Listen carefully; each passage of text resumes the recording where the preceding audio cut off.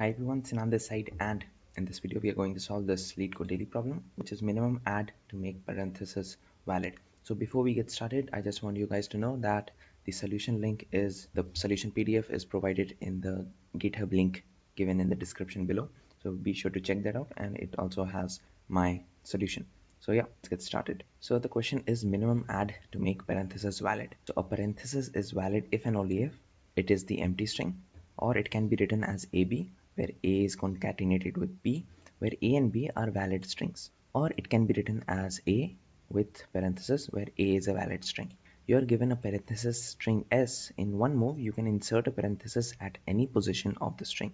For example, this, you can insert an opening parenthesis in front of this right here, or a closing parenthesis right here. And what you have to do is return the minimum number of moves required to make S a valid parenthesization. For example, if you look at this, right, so this is matching, so what we are left with is this opening bracket, right? So because I can just add a closing bracket just before this or at this position, opening bracket at this position, and this would make the string valid. So we are good with that.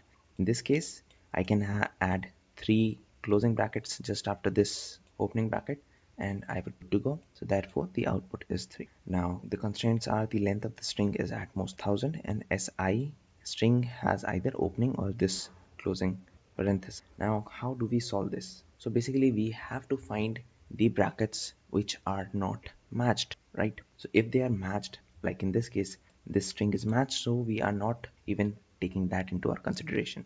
So that is the idea.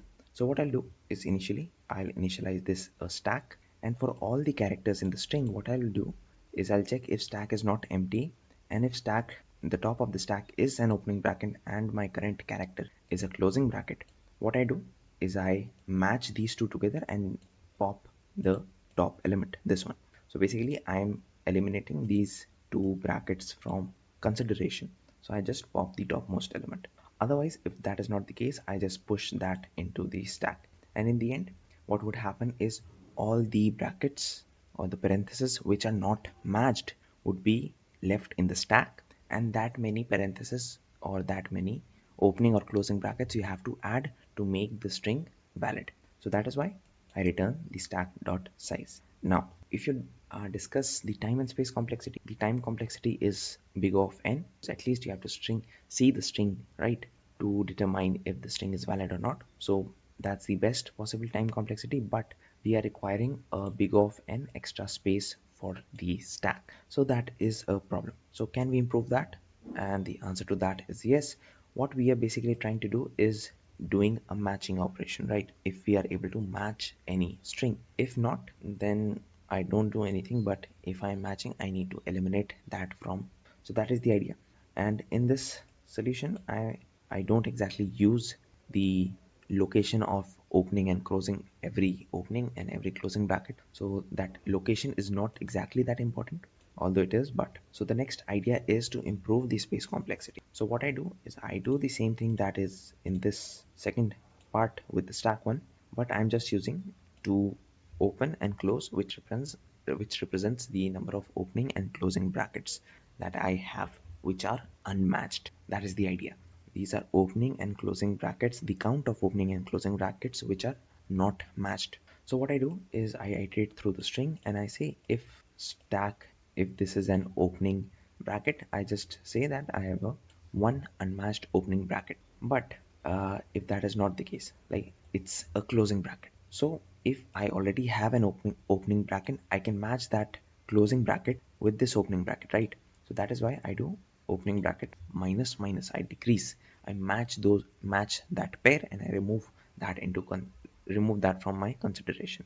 Otherwise, else close plus plus. So basically that means if you have a closing bracket but you don't have any opening bracket that can be matched with this, what I do is I increase the number of closing brackets which are unmatched. In the end, what would happen is I would have open and close. So what they basically represent is the number of opening and closing brackets which are actually unmatched, and that is what I return.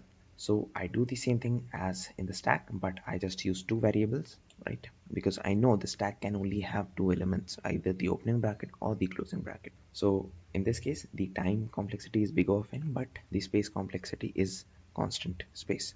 And yep, that is the whole solution. Hope I was able to explain this to you.